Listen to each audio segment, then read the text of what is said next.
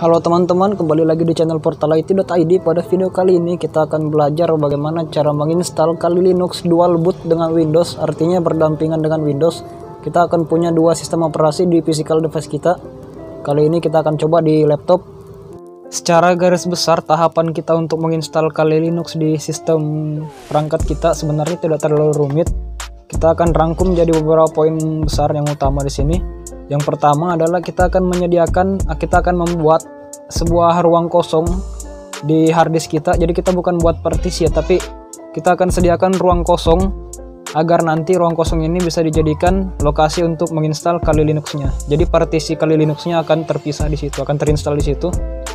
Jadi dual boot ya, kita bukan khususkan satu harddisk ini untuk satu Kali Linux, tidak, tapi di sini kita akan install berdampingan dengan Windows karena saya tidak mau kehilangan Windows saya juga ini. Ini selagi gabut makanya kita bikin tutorial ini. Oke, setelah yang pertama itu, poin kedua adalah kita akan membuat sebuah media bootable device menggunakan flash disk. Apa itu media bootable? Jadi media bootable ini adalah hasil burning sebuah ISO, misalnya seperti Kali Linux, yang akan kita gunakan untuk menginstal Kali Linux itu sendiri. Jadi sebuah sistem operasi akan kita leburkan atau kita burning ke sebuah perangkat media seperti flash disk, DVD atau CD yang sekiranya bisa jadikan media untuk instalasi. Nah, pada tutorial yang ini kita akan gunakan flash disk sebagai media bootable kita. Poin ketiga adalah masuk ke menu BIOS atau UEFI untuk mengatur prioritas boot. Jadi kita akan mengatur prioritas bootnya agar ketika laptop kita nyala, kita akan dialihkan ke media bootable kita untuk tahap instalasi Kali Linux-nya. Lalu poin keempat atau poin terakhir adalah kita setelah masuk ke media bootable kita akan mulai konfigurasi instalasi Kali Linux-nya.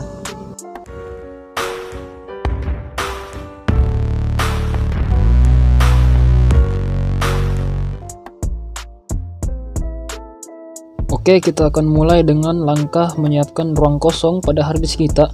Nah, jadi di sini saya sudah punya sebuah partisi, anggaplah ini partisi untuk menyimpan data-data saya dan sudah saya backup semua isinya. Ukuran partisi ini adalah 120 GB. Nah, ini dia di label E, namanya contoh. Anggaplah kita akan menempatkan Kali Linux kita di sini. Jadi saya akan berikan contoh bagaimana cara kita bisa mengosongkan ruang ini atau menghapus partisinya ataupun membagi partisinya agar tidak 120 GB. Ini kan 120 GB mungkin di sebagian laptop kecil terlalu besar ya.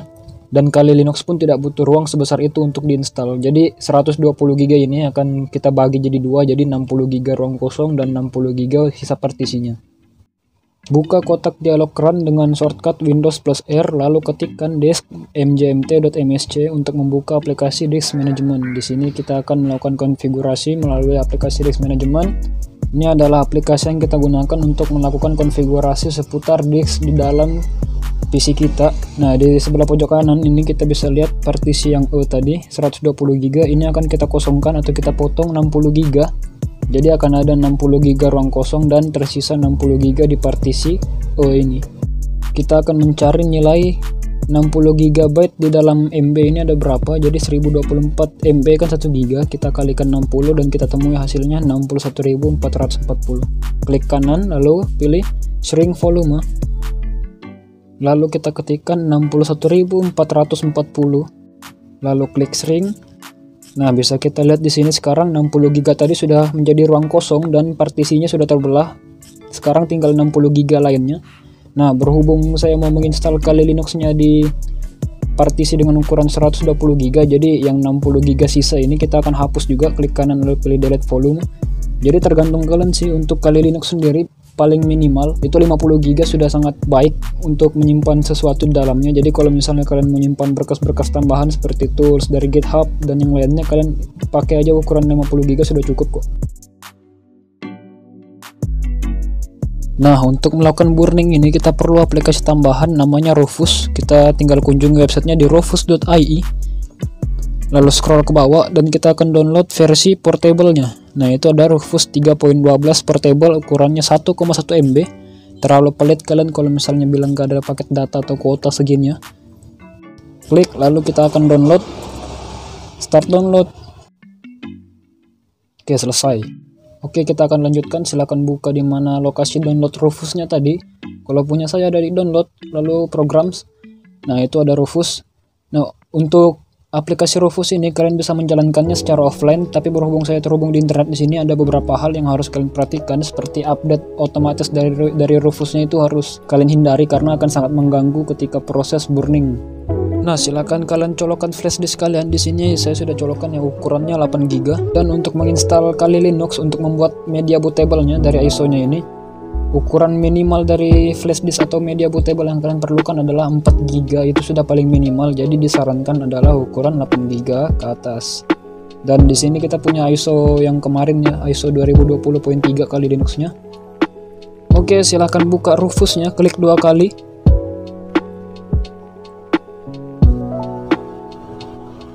Nah, di sini pastikan kalian pilih no untuk auto update-nya, update online-nya no saja.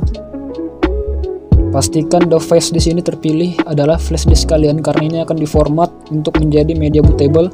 Lalu di sini kita klik tombol select untuk memilih ISO image kita. Kita akan gunakan ISO image kali yang kemarin 2020.3. Klik lalu pilih open. Nah, hal lain yang perlu kalian perhatikan di sini adalah partition scheme. Jadi ini adalah jenis tipe table partisi di harddisk kita, apakah MBR atau GPT. Sebagian besar dari kita pasti punya GPT. Bagaimana cara ceknya? Ini sudah pernah saya bahas postingan, ada postingannya kok di Instagram. Tapi berhubung sudah di video begini, kita akan lakukan praktek langsungnya. Buka kotak dialog run lagi, lalu ketikkan DXpart. Nah, seperti itu tulisannya. Klik OK, lalu kita akan ditampilkan sebuah konsol CMD. Kita ketikkan list volume, salah ya, bukan list volume tapi list disk. Nah, seperti ini. Fokus ke disk 0, ukuran 1 TB, ini harddisk kita. Nah, tipenya jika GPT nya ada bintangnya artinya table partisi kalian adalah GPT, kalau tidak ada artinya MBR. Nah, cukup itu saja yang perlu kita setting. Setelah itu klik start. Dan untuk Linux, sebagian besar distribusi Linux kita akan menulis tipenya dalam bentuk DD image. Nah, kalian pilih yang di bawah DD image lalu klik OK. Ada hal yang berbeda di sini ketika kalian menulisnya dalam bentuk ISO atau DD. Jika kalian menulisnya dalam bentuk DD, partisinya tidak akan terbaca oleh Windows, bukan berarti tidak ada flash disk kalian itu terdeteksi, tapi partisi di dalamnya tidak terlihat. Seperti itulah ya. Nah, ini selagi prosesnya. Ini agak lama, ini agak makan waktu sekitar 10-20 menit. Untuk itu kita skip aja. Nah, jika ada pesan seperti ini adalah pemberitahuan bahwa isi di dalam flash disk ini akan dihapus. Klik OK aja. Oke, 2% 90. Oke, ready. Kita pencet close dan kita akan lanjut ke tahap berikutnya. Oke teman-teman, kita lanjut setelah selesai burning ke flash disk. Nah, itu flash disknya ada di situ tuh. Nah, tuh. Nih. Setelah selesai burning, kita akan matikan dulu komputernya. Lalu setelah itu kita akan masuk ke menu BIOS atau UEFI, BIOS atau UEFI. Ya, bagaimana lah cara kalian bacanya. Pokoknya kita akan masuk ke situ, kita shutdown dulu. Nah, di laptop Asus. Pelipet gitu ya. Oh iya, pastikan juga kalian sudah cas ya. Utamakan casnya. Jadi laptop kalian tidak mati di tengah-tengah gitu. Nah, buat masuk ke menu BIOS atau UEFI di laptop Asus, kita akan menekan tombol F2. Kita spam aja. Jadi begitu kita nyalakan sebelum dia boot ke Windows, kita akan spam. Nah, ini sudah mati ya. Kita akan spam F2. Ini juga berlaku untuk beberapa merek seperti Toshiba dan Acer. Tapi kalau misalnya F2 ini tidak berlaku ke kalian dan kalian masih masuk ke Windows, kalian bisa coba tekan F10 dan F12. F10 dulu, kalau masih nggak masuk coba F12. Kalau terakhir masih nggak masuk, kalian pakai escape. Tapi escape itu biasanya bukan masuk ke BIOS tapi ke boot menu ya. Jadi kalian bisa langsung masuk ke hasil burningannya ini tanpa perlu ke BIOS, tapi tidak disarankan. Penting kita atur dulu ke BIOS ya. Nah, jadi kita akan nyalakan tombol power key di sini ya. Sering terpencet kalau mau mencet backspace, ini kasihan derita lah. Oke, kita nyalakan lalu kita spam F2, jangan terlalu laju. Kasihan keyboardnya, perlakukan dengan baik. Oke, nah ini tampilan UEFI bagus ya, sudah GUI begini. Tapi kalau kalian masih pakai BIOS jangan berkecil hati. Meskipun masih pakai tombol keyboard arrow-arrownya itu yang di bawah sini, nah itu kan bisa atur pakai yang ini nanti. Ya itu enggak apa-apa ya. Ini tripod goyang-goyang karena ini enggak sampai nyentuh tanah ya, enggak nyentuh lantai. Ini aku angkat ini. Tuh yang punya uang silakan donasi lah ya ke admin, kasihan ini orang lagi berbagi ilmu. Oke, untuk kalian yang UEFI-nya sama, Asus seperti punya aku, kita akan masuk ke advanced mode. Biasa kalau yang BIOS nggak perlu ke sini sih. Dia langsung, kita masuk ke advanced mode itu buat nyari kategori-kategori ininya. Kalau di BIOS kan langsung nih. Nah, hal yang pertama kita lakukan adalah mengatur prioritas bootnya. Jadi prioritas bootnya di awal, kita zoom dulu. Nah, ini kan Windows di boot option 1. Kalau di BIOS mungkin sampai 3 aja kalau nggak salah sih ya. Tapi di sini ada 5. Di kelima ini disable memang. Nah, kalau kalian dapat kasus yang sama seperti punya aku, begitu kita selesai burning, flash disknya ini terbagi menjadi 3 boot. Nah, jadi ada yang nah ini kita lihat dulu. Nah, kita baca di sini. Ada UEFI Toshiba Transmemory 1.00. Zoom lagi. Lalu di bawahnya yang ini. Nah, yang ini ada 1.00, tapi dia ada tulisan partition 1, dan yang terakhir yang ketiga ini Toshiba Transmemory 1.00 dan tidak ada tulisan UEFI-nya. Nah, jadi yang mana kita pilih, kita prioritaskan. Kita akan naikkan ke boot option nomor 1. Kita pilih yang ada UEFI-nya. Nah, yang ini UEFI Toshiba Transmemory 1.00, yang partition 1 ini nggak perlu ya. Nah, kita naikkan seperti ini. Kalau kalian mau turunkan Windowsnya ke paling bawah biar aman, nggak apa-apa juga. Tapi cukup yang inilah ya. Nah, setelah seperti itu, kita masuk ke kategori security. Kita scroll ke bawah. Nah, kita akan cari yang namanya secure boot. Secure boot ini apa? Jadi di beberapa sistem motherboard kita dilarang menginstal sistem operasi yang signature atau tanda tangan dari ISO-nya itu tidak dikenali. Jadi seperti di luar Windows atau Windows bajakan itu otomatis kan bukan tanda tangannya Microsoft. Jadi ketahuan, dideteksi, dan kita akan dicekal untuk menginstalnya. Jadi bagaimana caranya untuk bisa menginstal Linux ini? Linux kan di luar punyanya Microsoft, di luarnya Windows. Nah, di sini ada tulisannya secure boot, opsinya. Kita ini ingat ya, di kategori security. Pokoknya kayak jelajah aja sampai ketemu. Nah, di secure boot ini kita akan masuk, lalu kita disable. Nah, secure boot control kita pilih disable. Setelah itu save and exit, lalu kita pilih save change and exit. Nah, setelah ini kita akan boot masuk ke dalam flash disk itu. Kita akan masuk ke installer Kali Linux-nya. Oke, kita save change and exit. Ya, jelek ya bahasa Inggris, aku nggak peduli lah aku. Ini kamera goyang, nah bisa gerak-gerakin, nggak nyentuh lantai itu. Oke, kita tunggu sebentar. Nah, seperti ini tampilannya. Pilih mana, graphical install atau install? Kita pilih graphical install. Oke, kita masuk ke graphical install. Setelah terpilih, ini kan bisa gerakan pakai tombol ini ya, arrow key ini. Nah, setelah masuk ke ini graphical install, tekan enter. Ingat teman-temannya, di sini agak sedikit berbahaya karena ini berhubungan dengan partisi kalian, harddisk kalian. Jadi jangan sampai salah setting, bahaya. Jadi ingat ya, kita akan menginstal Kali Linux-nya di harddisk yang sudah kita kosongkan, di partisi yang sudah kita kosongkan tadi sebesar 120 GB. Kalau kalian tidak bisa ingat nama partisinya, setidaknya ingatlah ukurannya. Nah, select language, kita akan pilih bahasa Inggris. Ini sudah kita latihan sih di video pertama. Nah, itu gunanya kita latihan di situ dulu. Tapi ada beberapa konfigurasi yang sangat berbeda signifikan ketika kita menginstalnya di virtual machine dan di komputer asli kita. Untuk lokasi kita pilih United States aja. Lalu keymap biarkan aja American English. Nah, detecting hardware to find installation media. Detect and mount. Nah, di sini kita nggak bisa cut video ini, kita nggak bisa skip. Jadi sabari aja dulu.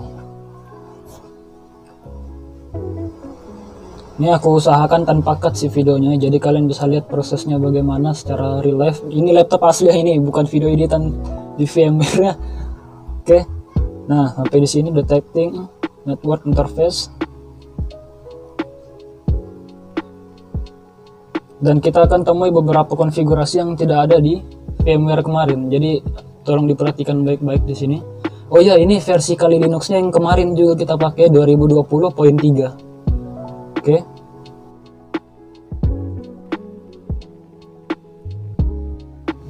Nah, pada bagian configure the network di sini kita diberikan dua jenis NIC kita, ada ANP2. Ini namanya agak aneh ya kalau di punya saya begini, tapi kalau di punya kalian normalnya akan dapat nama ETH0 dan WLAN 0. Nah, jadi untuk yang di depannya E atau Ethernet itu adalah port yang di sebelah sini ini NIC kita untuk jaringan kabel, dan yang depannya WL itu wireless LAN. Jadi ini perangkat NIC WiFi kita. Di sini kita diminta untuk terhubung ke sebuah jaringan. Terserah kalian mau pakai yang mana. Kalau kalian punya jaringan LAN atau pakai kabel silahkan gunakan yang Ethernet, dan kalau kalian punya hotspot silahkan pakai yang wireless. Nah, lalu di sini kita disuruh memilih untuk terhubung ke hotspot. Jadi kita butuh akses internet. Sebenarnya nggak perlu sih, nanti kita bisa skip juga kok. Nah, kita akan pilih hidden service. Ini punya aku ya. Kalau misalnya kalian nggak ada wifi atau apa untuk dikonekkan, nyalain aja hotspot HP kalian. Biarpun nggak ada paket datanya itu boleh ya, tenang aja. Nah, kita pilih hidden service. Jenis passwordnya, enkripsinya pastinya WPA2. Lalu passwordnya, nah ini ini yang dekat rumah nggak apa-apa lah ya, datang ke sini ya.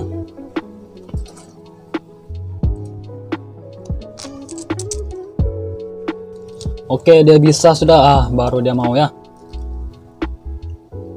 Oke, configuring the network with DHCP, kita akan ambil IP client kita di sini. Sudah otomatis sih. Nah, ini tunggu aku taruh esco dulu. Kayaknya kita harus serius sudah di sini lagi nih. Oke, gantung kembali. Gantung es kayak pale bakso ya. Oke, configure the network. Hostname kita biarkan, kalau hostname kasih yang keren sedikit lah ya. Aku kasih apa namanya di sini, underground. Tapi jangan sih, kayak terlalu alay gitu. Sistem, ya sistem aja lah ya. Bisa diubah kok nanti host itu. Diam-diam aja nanti ku ubah tuh. Domain name kosongkan aja. Full name of the new user, oke, pilih Muhammad Rizky. Cantik sekali. Kok nama cantik ya. Oke lah, username Rizky, lalu kita continue. Password di sini nanti ku ubah ya. Kita kasih password kayak latihan kemarin aja lah, 1 2 3 4 5. Oke, continue. Spread. Untuk the clock kita, untuk zonanya, time zone kita pilih Eastern. Nah, di sini bagian yang agak penting teman-teman, kita akan mengatur di mana lokasi penginstalan kita. Jadi jangan sampai salah pilih. Kalau kalian salah pilih, takutnya Windows kalian tertimpa. Mau nggak mau kalian harus rela kehilangan Windows kalian. Nah, di sini perhatikan teman-teman. Kalau misalnya kita di VM kemarin kita pilih yang paling atas, GUID use the largest continue. Bukan ini sih, tapi kemarin kita pilih GUID use entire disk. Kali ini kita akan pilih manual. Hati-hati kliknya, jangan sampai klik 2 kali. Klik 2 kali itu serasa enter sudah. Nah, jadi pilih manual, kita akan pilih mengaturnya manual di sini partisinya. Jadi pilih manual ya. Kita akan atur sendiri di sini, pilih continue. Nah, di sini teman-teman sekalian, ini yang punya kita tadi yang 120 rupanya 130 ya, 130 GB ruangan kosong. Kita akan pilih, setelah itu kita klik continue. Nah, di sini kita pilih automatically partition the free space. Oke. Setelah itu kita continue lagi, dia akan membuat partisinya sendiri. Untuk partitioning scheme kita pilih all files in one partition, recommended for new users. Oke, continue. Nah, kalian lihat di sini sudah ada dibikinkan, ada 128 GB untuk penyimpanan kita partisi utama, lalu 1 GB untuk swap. Sebenarnya bisa dibesarin tuh, bagus swap tuh. Swap ini kayak penyimpanan cacenya lah gitu ya.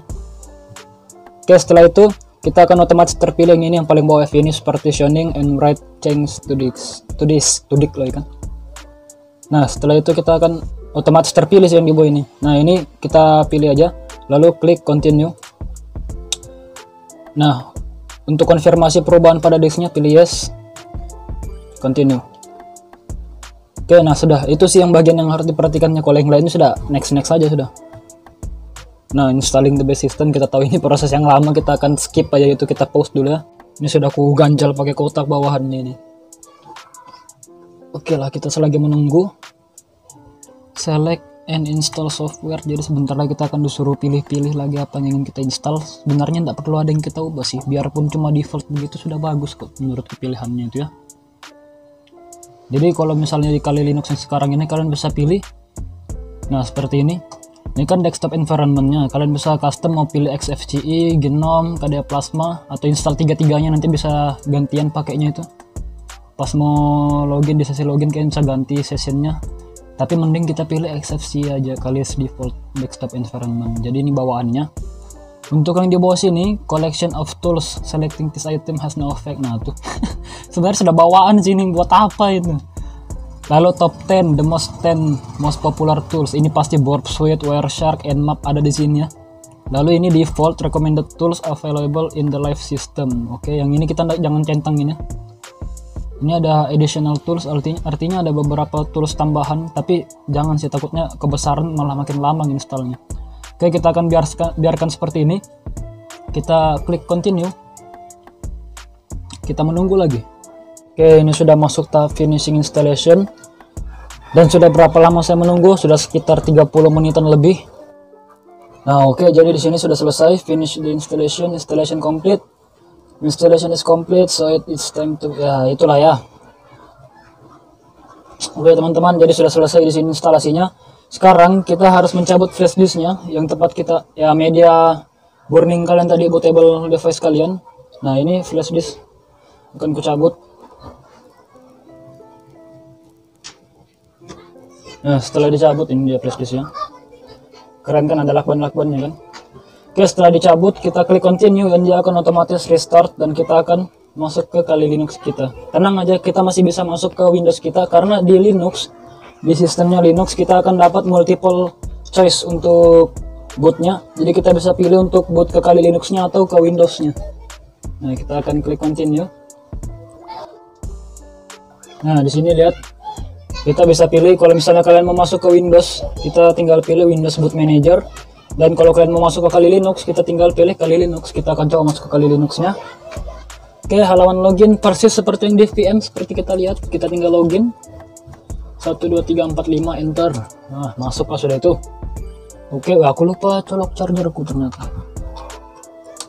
Oke, nah selamat datang di Kali Linux. Kita sudah berhasil menginstalnya di physical device kita, di laptop secara real. Nah ini sudah ada. Kita akan coba boot ke Windows ya. Nah kita shutdown di sini, kita pilih restart aja. Nah kita akan restart, lalu kita akan ini maklum ya, orang kasar yang seperti ini lah jadinya. Memang tidak suka aku lihat Windows kan, jadi kecongkel dia. Nah di sini kita akan coba masuk ke Windowsnya. Nah jadi Linuxnya ini otomatis jadi prioritas utama kita saat kita booting. Jadi kita tinggal masuk ke Windowsnya aja. Tapi kalau misalnya kalian mau bikin rahasia ya kalian ubah lah tadi di BIOS atau di UEFI-nya itu ya, bootnya. Boot priority-nya kalian ubah Windows jadi nomor 1. Tapi kalau kalian mau dapat opsi seperti ini, yang default biarkan aja Linuxnya di nomor 1 dan Windowsnya di nomor 2. Jadi kita akan otomatis dibawa ke sini kalau Linux yang nomor 1-nya. Oke, seperti itulah ya. Kita tekan enter, kita akan masuk kembali ke Windows. Kita sekarang berhasil dual boot Kali Linux dan Windows 10. Seperti itu loh. Oke, kita sudah berhasil masuk ke Windows kita kembali. Oh ya, mantap ya.